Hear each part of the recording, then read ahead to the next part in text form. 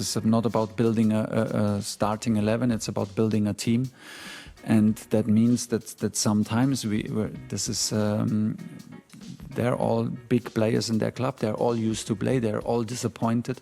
Everyone, this is normal, but they buy into this idea of building a team, and this is what we want, this is what we need. There is no other way around it. Only if we're a strong group who can put the ego behind, who can put the disappointment behind, and then contribute and give the coach a headache. Well, Phil Foden, one of those substitutes that made an impact. He replaced Harry Kane as the number 9. Tuchel says this is a role he'd been planning on playing, Foden, since he took the job 13 months ago. Was excellent from Phil. You know, with Phil, you just see he's full of confidence. I like to have him in the center of the pitch. I like to have him around, surrounded with close connections with other players. And that's maybe his main strength in the moment. And he did well. Maybe to be a accomplice and together with Harry and to share some minutes in decisive matches.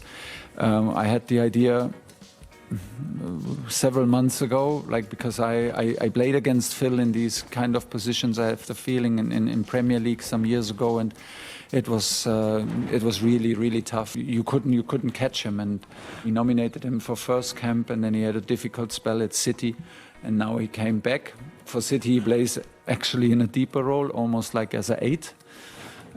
So let's see where this is all going. But yeah, I wanted to see him close to the opponent's box. I wanted to see him in the middle of the traffic, surrounded with a lot of players. And I think he did excellent. If Phil stays in this shape, in this form, I have no problem. I have some other options in mind that I don't want to discuss in public. Don't forget, we have Ollie Watkins, we have Welbeck, maybe more number 9s, also very different from Harry. So I think we will have options, and it will maybe come down then to who's in shape. Well, Elliot Anderson impressed again last night. He's establishing himself as England's holding midfielder alongside Declan Rice, starting the last 5 matches. We spoke to Anderson afterwards, and he says he's targeting a place in the World Cup starting 11. It's a long way away, to be fair, so I'm just focusing on each time I get out there and put the shirt on that I can do well and carry this on. Yeah, and it's a long way away, but if that was to happen, I'd be buzzing. I'm really happy how it's going. Yeah, I'm playing well, and it's accelerated so quickly, but I just need to try and take it in my stride and keep my eyes on the next England game. Well, it's been quite a remarkable record then for England in qualifying. 7 games, 7 wins and 7 clean sheets, largely down to this man. Jordan Pickford has been in goal for all of those. In fact, he hasn't conceded in his last 10 England games, dating back to October last year. Yeah, big pride, team collective.